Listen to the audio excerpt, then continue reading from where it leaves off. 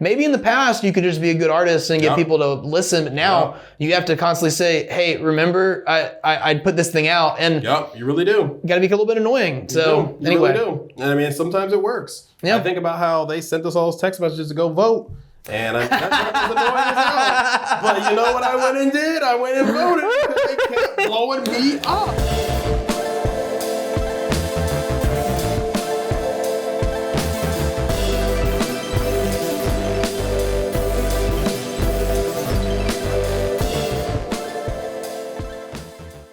Hello, everybody. Welcome to another episode of PsychoActivision Presents. I'm your host, Peter Strickland, and we've got a wonderful interview for you today.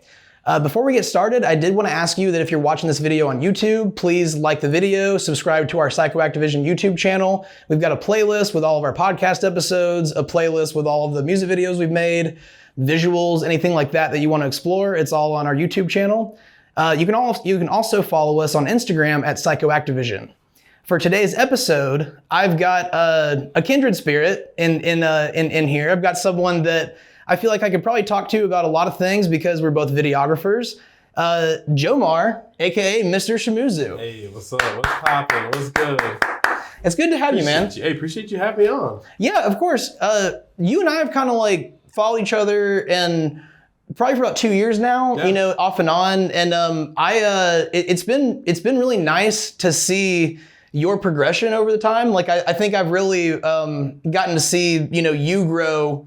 Not that, you know, your stuff was not great at first or anything, but I think the fact that now, like, sometimes you share stats on social media where you'll say, oh, I've made like 100 videos this year or something like that. It always blows my mind. Yeah. So speak to me about that. Like, how do you think that was, did that happen organically for you? Or is it something that, I think it was a lot of hard work. It was a lot of grinding. Absolutely, yeah. Talking to folks and networking and trying to put some things together, but also, I guess, a little bit more of a personal growth. I had to work a little hard to get myself better at shooting certain things. So, I think it's been a crazy journey. Yeah, I think when we first started talking, not that I hadn't shot a lot of videos, but when you say like, oh, the stats, I did shoot like, I think it was almost 100 videos in that first year of like really putting out music videos. It's kind of crazy. And I'm just thinking like, whoa, that number kind of went fast. But I think once you find some people that were like actually motivated and wanted to spend that money to get their image and get what they wanted to get, it flowed really well after that. So yeah, that's awesome. I'm so bad about this. Before we get into more of what we're talking about, please promote your Instagram or any social media, your YouTube. Absolutely. I mean, because you've got a lot of content out there that I want people to know where to find it. Sure. So yeah, you can find me at Mrshamoozoo Films on pretty much most platforms. On Instagram, it's just Mrshamoozoo. And on YouTube, it is Mrshamoozoo Films.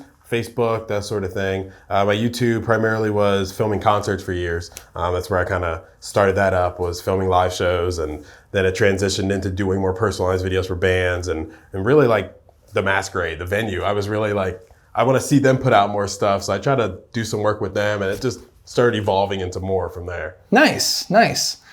I did notice that on your YouTube channel that you have so many live videos. Oh yeah. And it's like 4,500 videos. Wow, I never quantified it, but oh my god, dude, that's like, a lot of videos. Yeah. Well, I mean, memory bank for real. If I'm not mistaken, that was so you started out that way, but you and right now, I mean, I know you've been touring with a couple bands, but it seems like you had that kind of like in your early days is when you had that pop of content where you were just like, I'm filming concerts all the time. Yeah, that was primarily it. And then I think the pandemic really changed things because you know, you took away the shows. It was like, that's all I did was go to concerts 3 to 5 nights a week because there was always shows coming. And I guess I just know so many bands because I'm just always at a show. Yeah. But man, those were the days too. Like just so much good music coming through.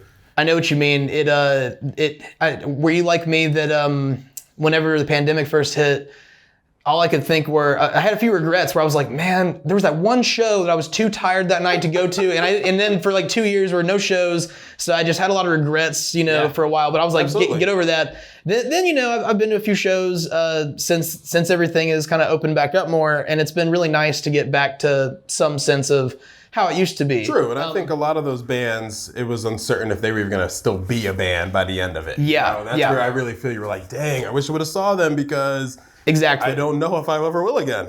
Well, I mean, much like relationships during the pandemic, bands. I mean, because like I think everybody knows someone during the pandemic who got divorced or like broke up with their, something like that. And then I know at least a few bands, that have had the same thing happen. And it's just because I think that was such a global event that made everyone kind of rethink their lives, and people moved away from each other, and people had decided that music wasn't what they wanted to do full time anymore, I guess. True. But it's really cool to see people like you though, who were able to kind of shift gears a little bit. Cause I know you were making music videos before, but it sounds like, but it sounds like the pandemic made it where it's like, okay, well, if we can't go to venues, we can still make videos outdoors. We can make them at our homes. Like that's one thing I want to talk to you about, is kind of the DIY nature of like what a lot of what you do. And I kind of wanted to clarify a little bit. If I'm not mistaken, you are like me. You didn't get any formal like instruction on or education. Exactly. Yeah. Okay. So for you, how did you learn primarily? Was it through mentors or was it through? It was through a lot of YouTube and trial and error. I understand. Yeah. I used to shoot stuff on cell phones at concerts. So when I got an actual camera and started learning out, I started figuring some things, but it actually really took me buying an online course. Like buying like full-time filmmaker. Yeah. That was the big one where it was like, oh, I should be shooting this in, 24 frames a second and that sort of stuff that, shutter speed needs to be 50. And I'm like, oh, okay. Yeah. So it honestly took getting that to really help me and learn and accelerate to get the visuals better. Yeah. Yeah, that really, I think honestly purchasing that was like the best thing ever. No, I totally understand. Sometimes all it takes is something like, kind of to your point, I've had professionals try to explain something to me and in the moment I don't get it. Right. But then I'll go on YouTube and it can also be a different profession. Just someone else who is a professional, but just having a different voice sometimes makes you all of a sudden go, oh, I get it now. Because I'm sure like, it's like every 6 months for the past like 5 years, I've had like a new revelation where I go, oh, that's what that's why my shutter speed needs to be like this, or that's why so that's why my color sucks, because my white balance is not like fine tuned the way things like that. Yeah, so little things. Yeah, and so that's nice to hear though that someone else has had a similar background to mine where like I got a degree in theater in college, which had no instruction on cameras or anything like that. I mean, like I took classes like acting in front of a camera, but that doesn't, that's not at all the same. But I think my point is, I think we're in an age now with the internet, like you said, with YouTube and with people. There's even people like us who they want to pass their knowledge on, and they make a YouTube channel where they, and that kind of thing.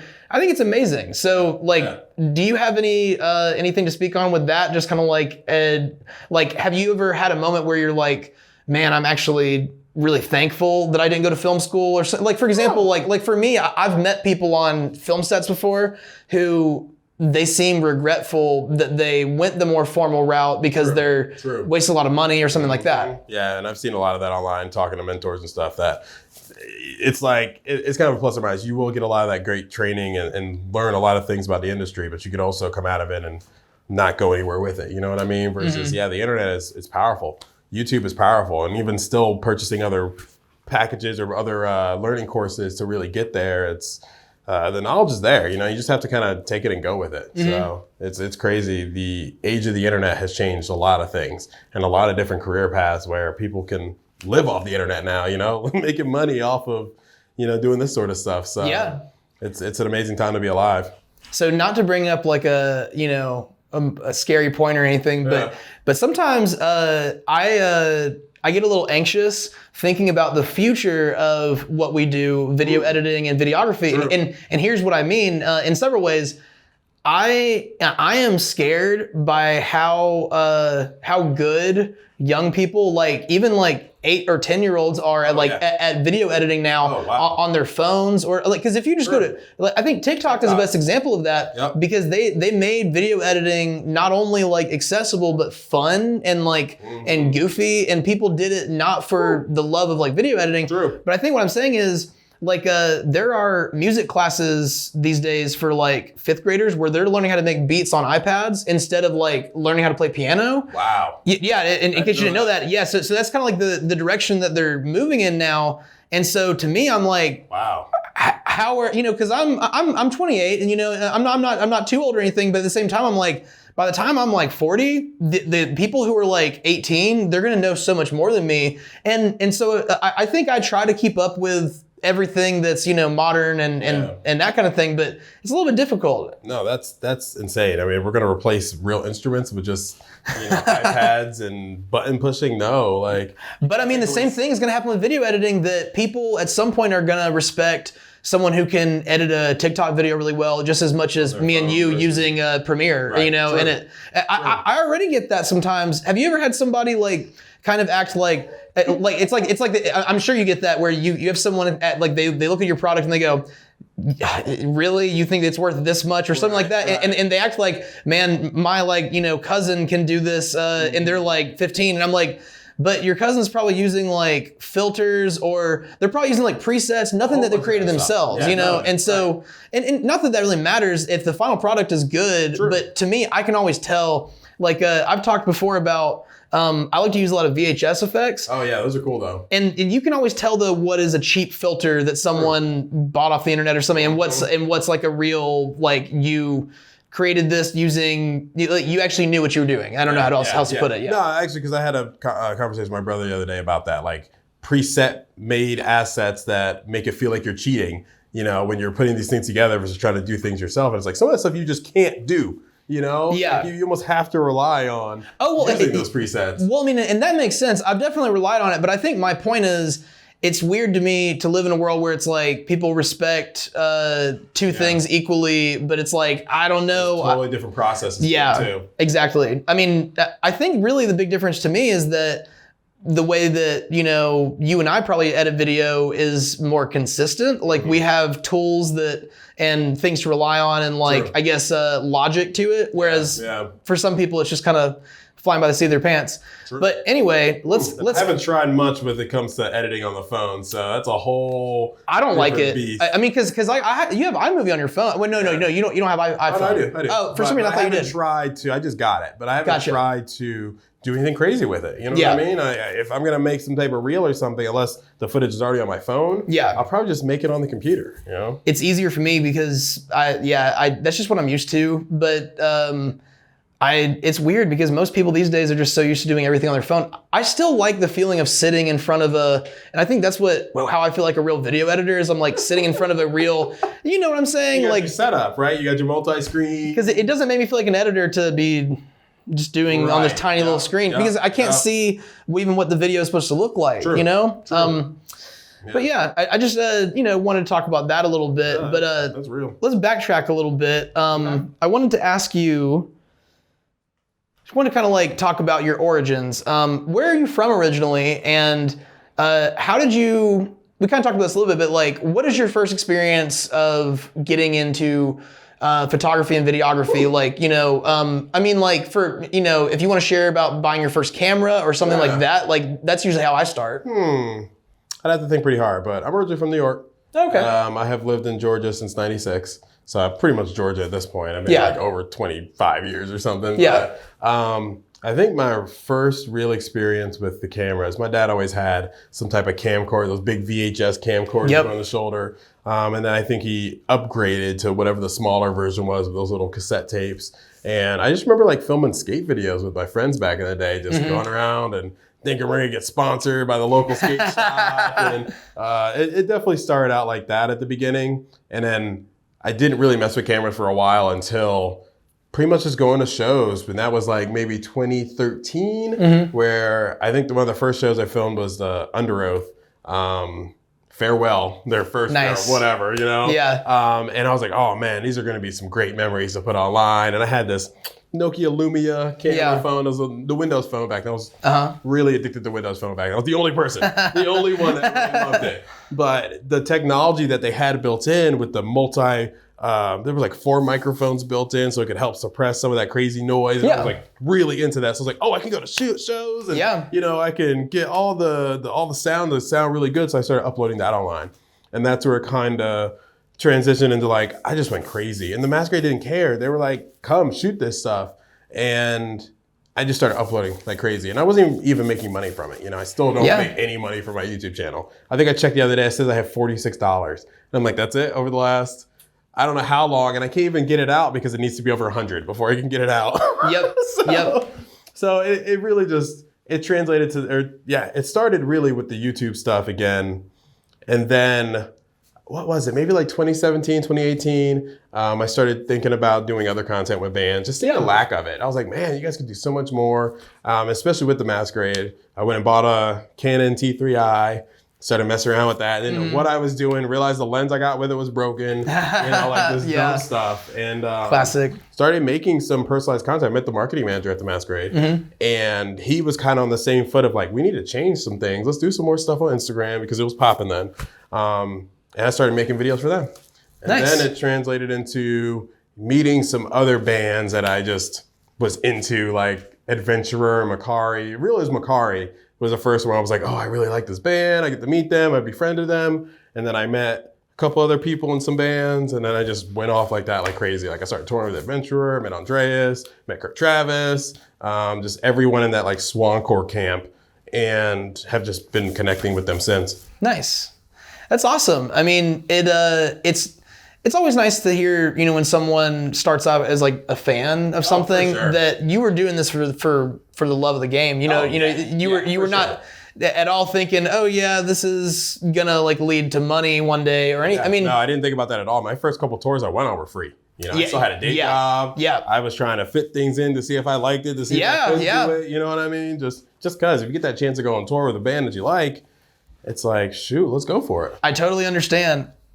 I feel like that would be an experience that I would enjoy, trying at least once. I've never, because like I've shot concerts, local shows and everything, but the only thing that I want to ask about like going on tour is it,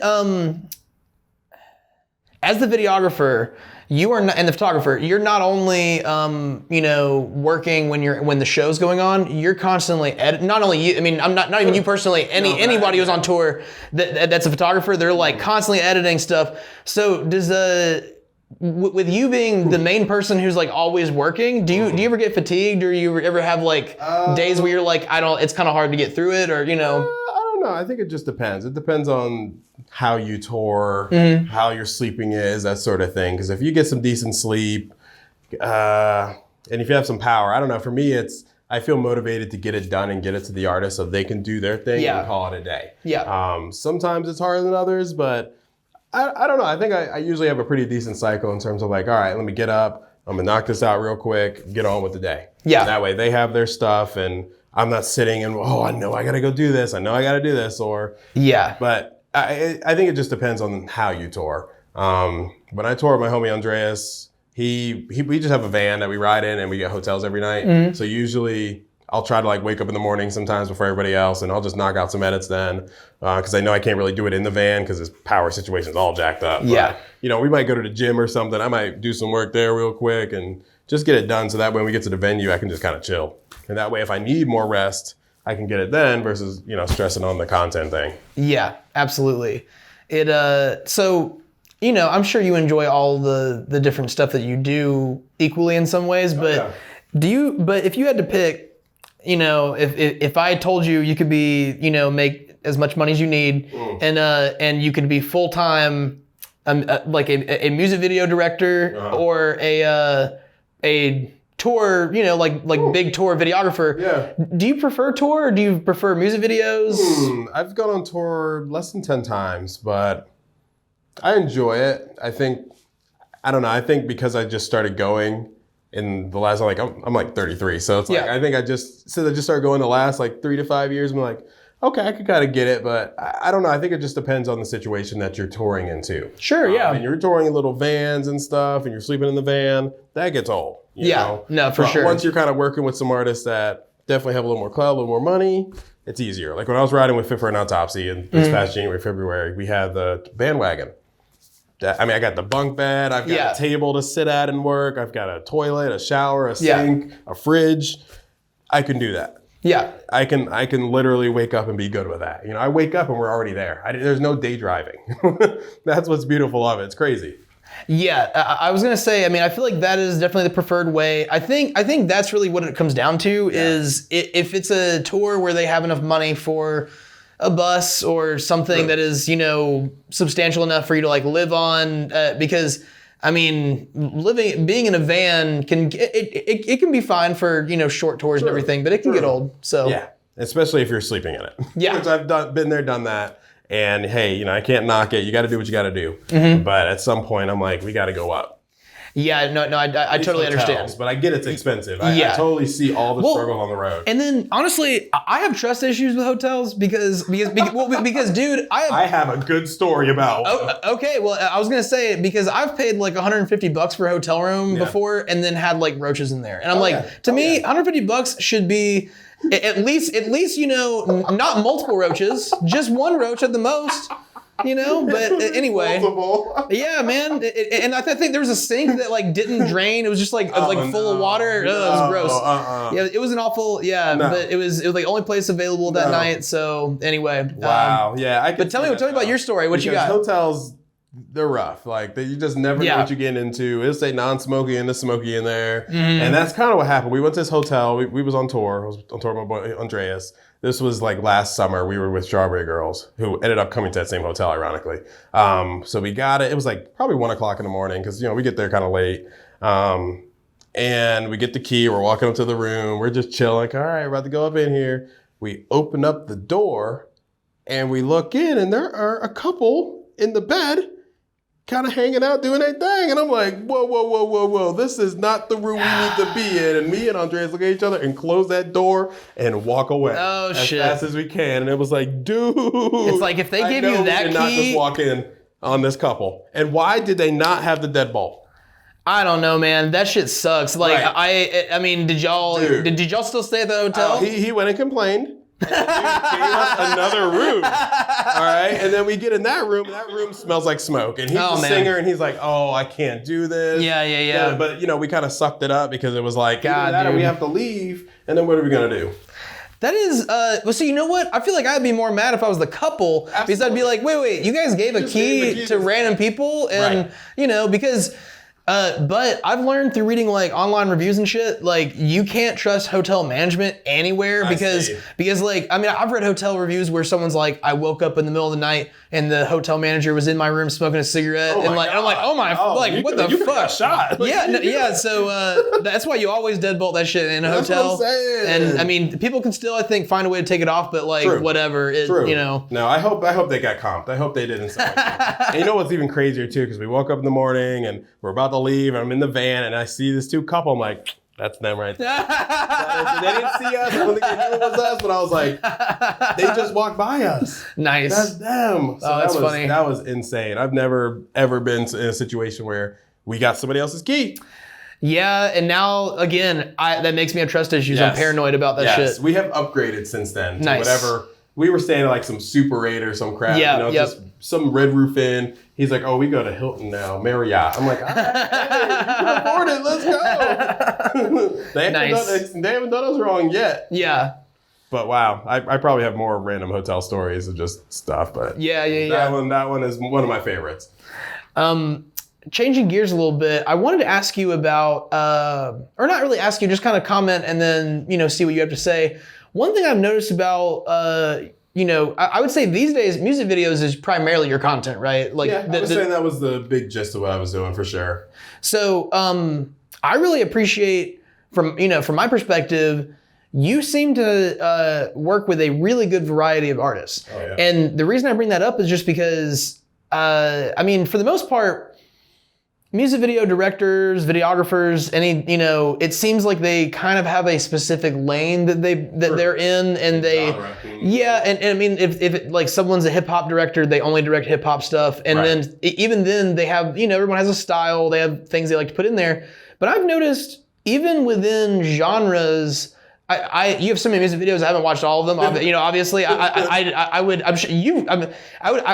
doubt that you've even watched some of them more than like twice or 2 or 3 times, because there's so many of them, dude. No, seriously. But anyway, there's a lot. There's a playlist right now with like 160. Yeah, exactly. I think I've made like maybe 2 or 3 music videos ever, and so like I respect is all I'm saying. But it's a lot. But I think my point is, I really like that about your content, that you do a lot of, it's mainly, I would say, what I notice is metal and hip hop. Yeah. But at the same time, there's really good, I've noticed a lot of like stuff that's kind of cross genre, like stuff that's kind of EDM, but also or I feel like I've noticed some EDM stuff. Yeah, maybe some kind of like poppy EDM stuff. There was like house music kind of thing. I've done that. You're right. I've done like metal. I'm such a metalcore kid at heart, so it's kind of sad that I don't do enough metal videos, especially since I know so many bands. Yeah. But my strive was to do more, or my aim was to do more metal videos, and it ended up turning into doing the rap stuff, because I had some friends where I started out doing their videos, and then it just kind of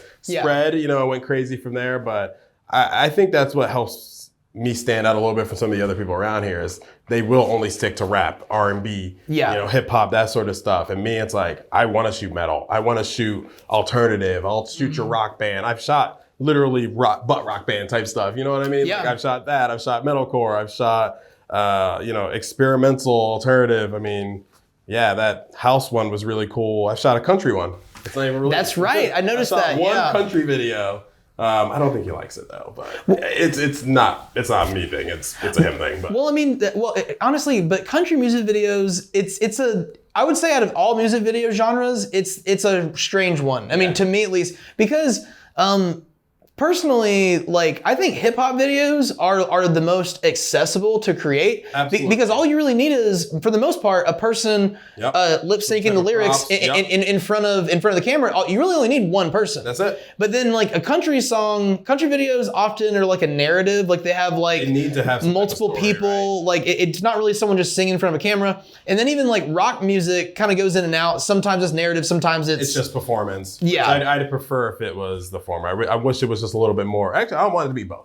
I want it to be performance plus a narrative versus just the narrative's cool. I just did one in Miami that was like that. It was like 80% narrative, and the last minute of the song or less, it was all performance shots. Yeah. I've definitely been there, and those are cool and creative. I definitely would rather have those than we just sit in one room or some spot and we just shoot. Yeah. That gets old too. I try to get these guys to think outside the box, but on the same foot, you got to invest in yourself, and nobody wants to invest in themselves. So that makes it hard. Yeah, no, I totally understand. I mean, really what you're getting down to is, it's like people maybe don't always understand that the quality of video that they're seeing that someone like, Young Thug has out. True. They're putting hundreds of thousands of dollars, millions of dollars into a music video. So if you are putting, $500 into a music video or something, you can expect that it will be good, but there's certain things that, I mean, I've even had that kind of thing before where, someone's like, I have an idea for a video, and then they give it to me, and I'm like, I can do what you're talking about. It's going to cost a lot of money, and a lot of time. And that's the main thing. Time is money. Time is money. So that's what it comes down to is like, I mean, because like, I'm sure you've had people suggest something and you go, okay, I can shoot that, but the editing process or something is going to be ridiculous. So we're going to have to figure out a way. It's going to be more expensive than my normal videos, or True. Yeah. Or even just paying for a location. Or I had a situation with a band where we already talked about, hey, this might look good. This location's dope. Let's do it. And then they're like, oh, money, we can't afford this now. And I'm like, but we just talked about this. And they rather, let's try to do a free-ish thing or something. I'm like, hey, we could do it, but if we get kicked out, XYZ, I'd rather it just be a lot more of a controlled, environment. Especially when it comes to like bands that have drums. That's really it. That's all I used to really say. Once some drums hit, that makes so much noise. So much so where it's like, what could happen? So I would rather it be a little bit more of a controlled, planned experience. Let's let's plan this out, let's figure it out, and let's do it. Absolutely. And hey, if you have extra money, put it down on marketing.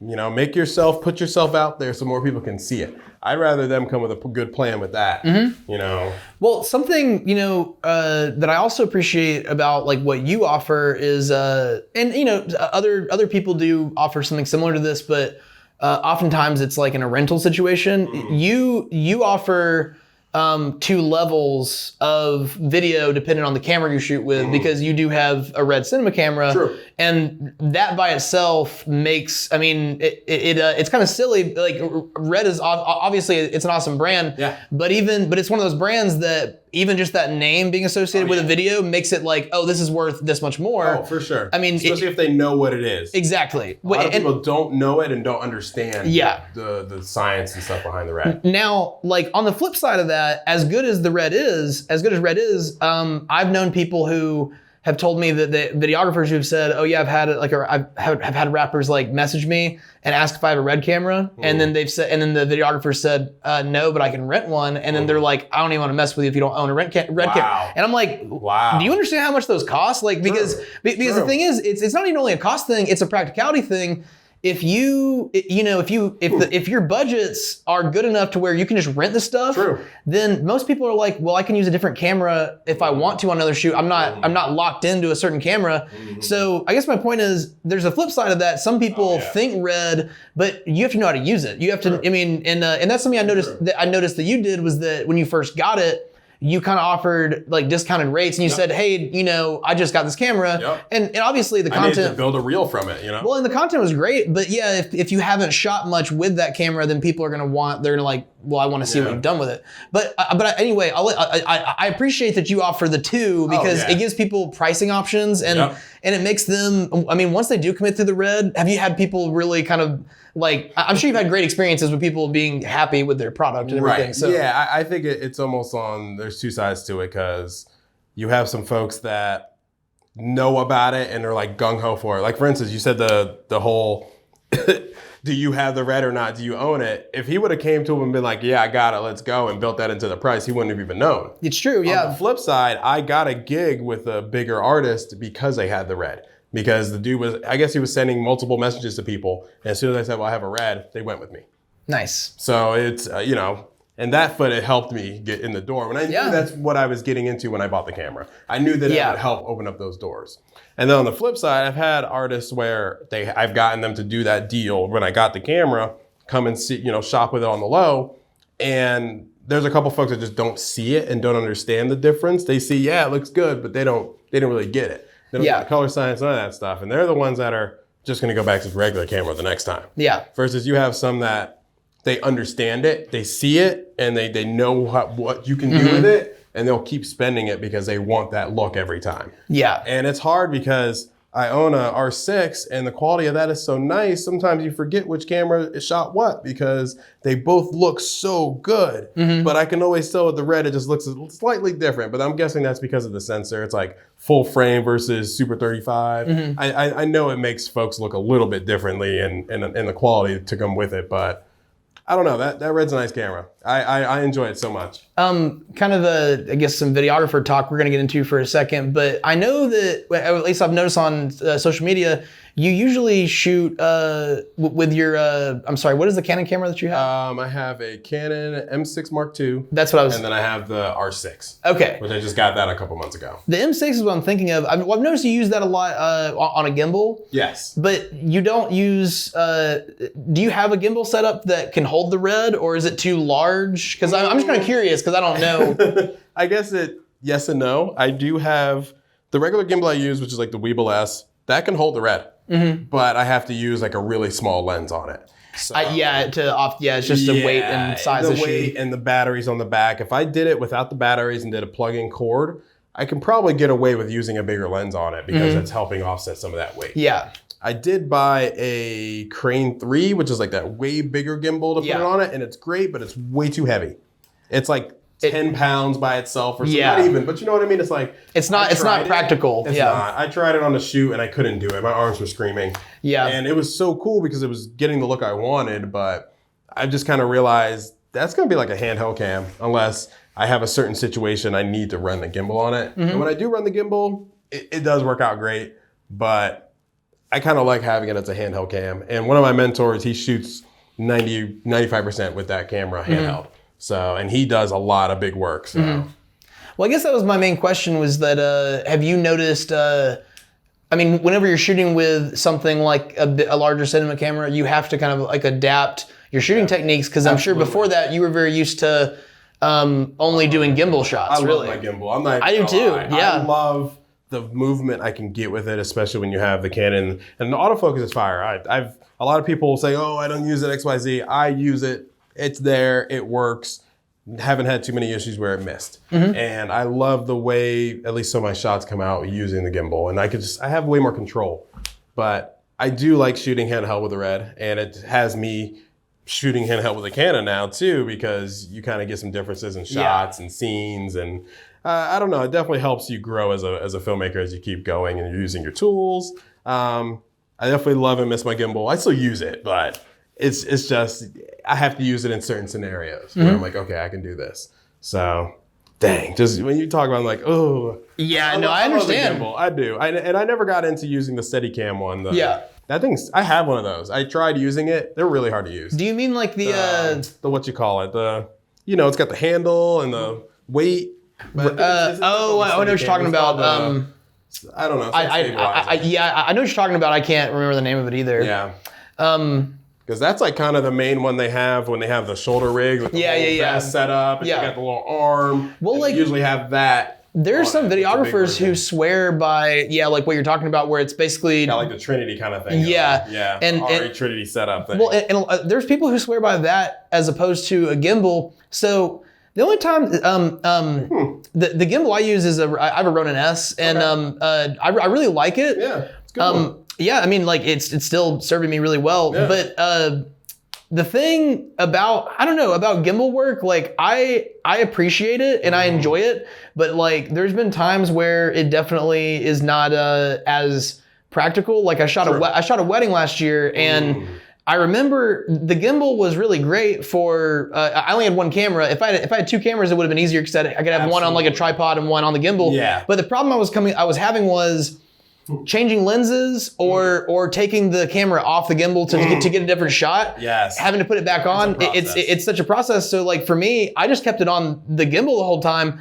But there were times when that wasn't the most practical for a certain shot, or I was because like a gimbal, no matter how big it is, it's pretty obtrusive. Sometimes, especially at a wedding, you want to have something where, or even a concert, you can kind of get around people where they're not noticing. And that's why you say that, because I stopped bringing my gimbal on tour because I realized it's not practical. I'm not going to pull it out. It's too much to set up and bring around. There's certain shots you can get with it, but other than that, that's pretty much it. I'm just going to handhold it the whole time. But it's funny because we just shot a wedding, and it was kind of like that. We had one on a tripod kind of situation, or a monopod, and I was on the gimbal the whole time. And there's some shots where, I just kind of wanted to take it off and get certain different shots, but sometimes it's a little too much. I don't know.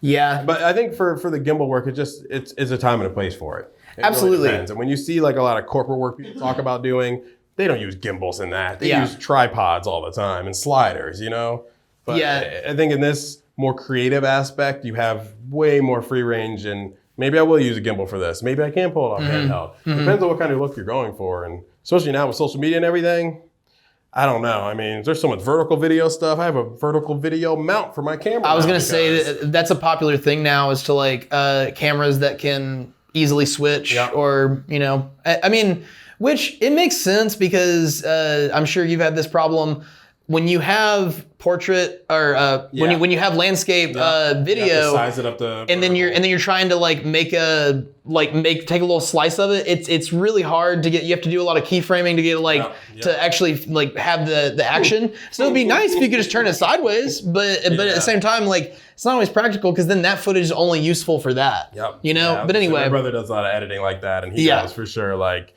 those keyframes and everything are just nuts, and I mean, for the videos I make vertical, I don't even take the time to try to move that stuff around. Yeah. If it fits in the middle, it fits in the middle. If not, I'm not going to spend the time to really push it over unless it has to be done that way. No, I understand. Usually for me, for those little promos, they don't care. It doesn't matter. Yeah. Unless they were going to hit me up and say, hey, we need this specifically. Like I did a shoot the other day and it was all vertical. But it was strategic for his ad planning and it made sense. Yeah. But I think it's kind of funny how we've gone so backwards and like, oh, vertical's the way to go. We could just hold our phone, not vertical, but horizontally, I mean. Yeah. And then now it's like every video is vertical. And vertical videos, half the time you can't even see everything. You're cutting out stuff to make it work. Well, I mean, because YouTube has YouTube Shorts now, and that's it. I went on there for the first time the other day, and I thought it was dumb. Like, I honestly was like, they're pushing it pretty hard. But for me, I was like, I feel like this is just also. It's all the same. Yeah, it's to me. I would rather just be a post where it's just I don't know. It's really no different. It's funny because I kind of miss watching phones. Ways and.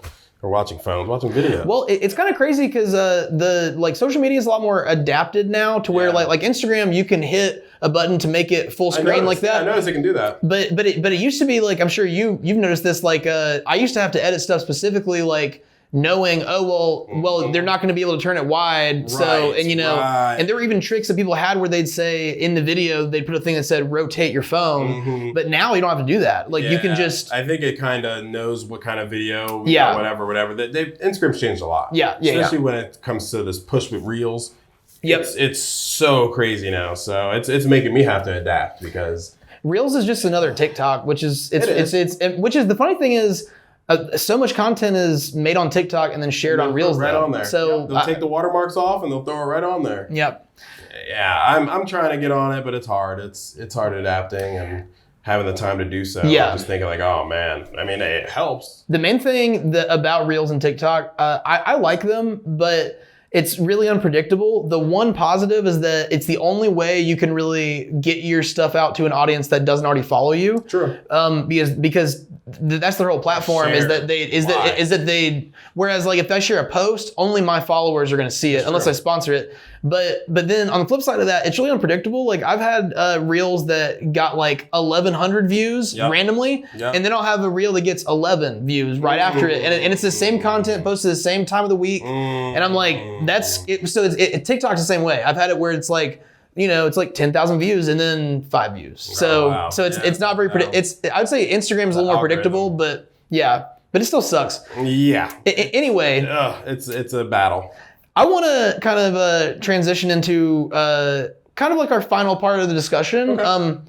I want to know where Mrshamoozoo Films is going next. Because I feel like, I feel like within the past, year or so, with you buying your Red camera, and you've definitely been financially and otherwise investing in your business. Absolutely. But I want to know, do you have something that our listeners or like your I was going to say fans, but I don't really know if they're fans. Viewers, your viewers. I was, maybe they want to know what to expect from you in the future if there's some kind of new avenue that you're looking into. Interesting. I don't know what's on the future right now. I've just been kind of focused on building up the brand and networking. I would say definitely 2020, 2021, it was just balls to the walls, like shooting content, shooting videos. I had a day job the whole time.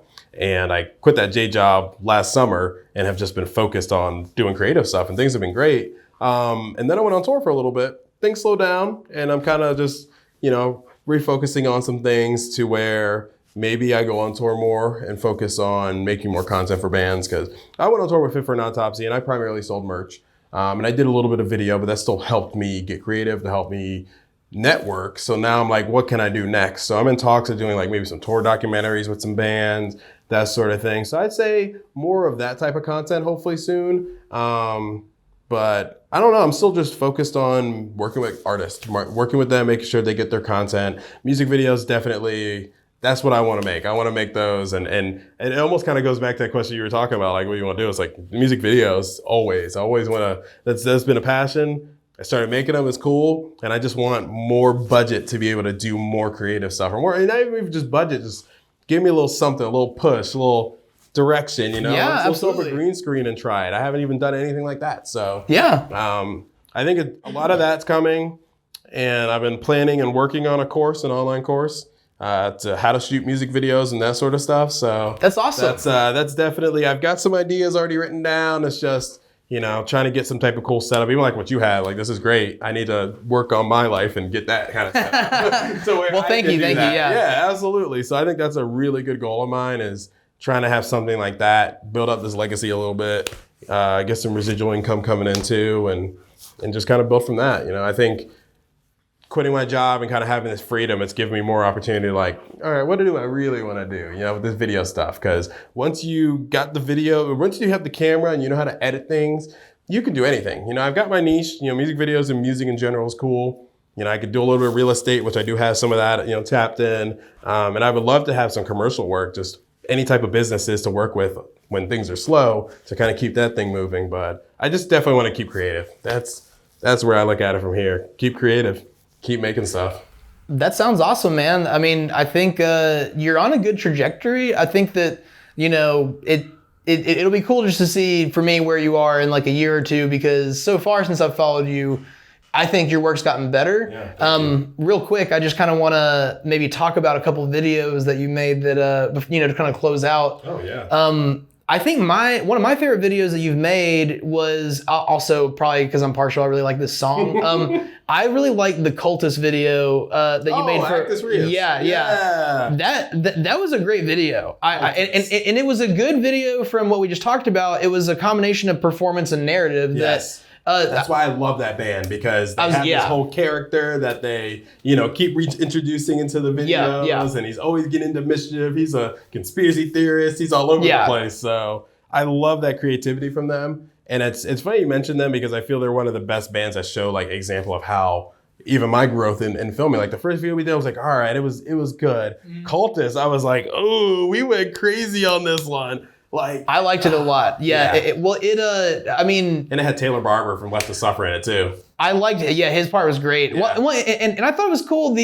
I think y'all did a good job of like distinguishing, the different like spaces and everything, because he looked like he was in a distinctive like it was the same world, but like not quite the same. And because he was the featured artist, I think it made sense. Which is ironic, because he was supposed to be there the day of the video shoot, and he didn't make it for some odd reason. Yeah. And it's kind of funny, because that space we had, it was so tight. I was like, I don't know if we could have fit Taylor in here. Like, I don't know if we could have done this. And to give him a different section of that room that we were working with, just to have his own solo, I was like, I don't know. But we honestly didn't shoot that part until like a month later. Oh, wow. And we found this dope little section, this little tunnel. And I was like, we're going to shoot in here. And inside the tunnel, I had like all these space designs and stuff. And I was like, okay, this is kind of cool. The colors and everything were still kind of matched from that video too, or from the earlier parts. So it worked out really well. Like, that's definitely one of my faves. And I think that's the one that they've gotten the most views on too for them. Really? Nice. They had it released on BBTV and they did well, so.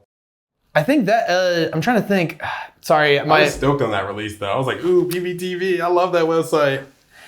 Do you find that, I'm always kind of intrigued by, on YouTube at least, for people, whenever it's released on like from a channel like that, as opposed to like your own individual channel. I'm sure you've had people who it's like, they release it on their own channel and they have like 50 subscribers, and then it doesn't really do much. It kind of goes down. That's where I tell them to market. Exactly. They have to do some marketing, because get some. I mean, like a way that I see it, like one of the least things you can do is try to find a local, even if it's like a super indie online publication that will write about your release. Because if they just say this music video is coming out today, you can share that it looks legit. So that way people, You're right about that. And I really should push people to do that more, because I love seeing those types of articles. Some of them could be cheesy or what, but I have an artist that his video, I know he's been marketing it hard for over 6 months, and it's at like 350,000 plays. And every couple weeks or so, I get an article tagged or something. Yo, check out his video. What do you think? Da-da-da-da-da. And I'm like, see, that's it. I mean, these pages, they might not be that crazy. They might be, just sharing the video, XYZ, but it's better than nothing. It looks great. And maybe some legit people actually went and watched the video. You never know. I think sometimes people, my last podcast guest we talked about this. Some people are too cool. They're afraid to really try to say, I want people to like me, or I want people to listen to my stuff. And so they act like, oh, well, I'll just put it out there and people will watch it. And I'm like, you gotta beg people's attention today. True. Maybe in the past you could just be a good artist and get people to listen, but now you have to constantly say, hey, remember, I put this thing out. And you really do. You gotta be a little bit annoying. So you really do. And I mean, sometimes it works. I think about how they sent us all those text messages to go vote.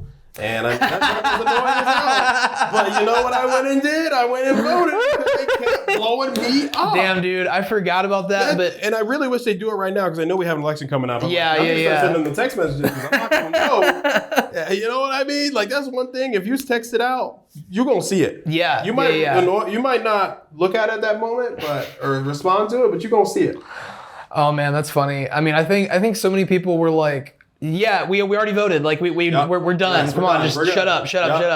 Yeah, that's funny. But that's real. I think just even tell all the artists, just please, if you have any type of anything, market your video. There's no point spending the money if you're not going to spend it to get some people to see it. Because it's literally a product. Right. Yeah. I'm like, if you're going to come spend $1,200 with me, you know, cool. My job's done. If one person sees it, 100 people, whatever. But I at least want you to have people see it, you know what I mean? But they have to be able to do that. So it's a hard one, you know. Because really, that's not your job. Like your job is to say, hey, watch this video because you know it's part of my portfolio and everything. But at the same time, you're like, but past that, if it does badly, it's not on you because all you did was create it. I want them to succeed. Yeah, obviously. That's right. That's why I got into it. I want people to succeed. But if they don't want to do it for themselves, it is what it is. You know? Hey, I can't do nothing about it, but I'm just glad that we got a good looking product. Yeah. So I don't know. That's a whole different beast. I could go on about artist marketing and stuff. Yeah, I totally understand. So, no, I totally get it. I think we're probably going to wrap the conversation up here. Sure.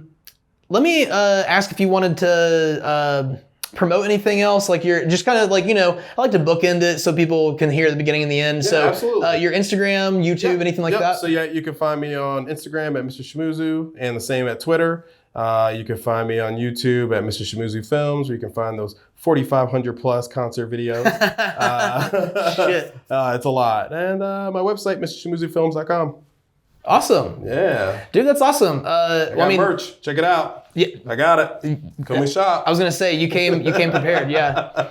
But dude, thank you so much for coming in. This has been a great conversation. And like I said, can't wait to see where you end up after this. Oh yeah, you're going to see soon. We're doing big things. Yeah, man. Thanks. Thank you.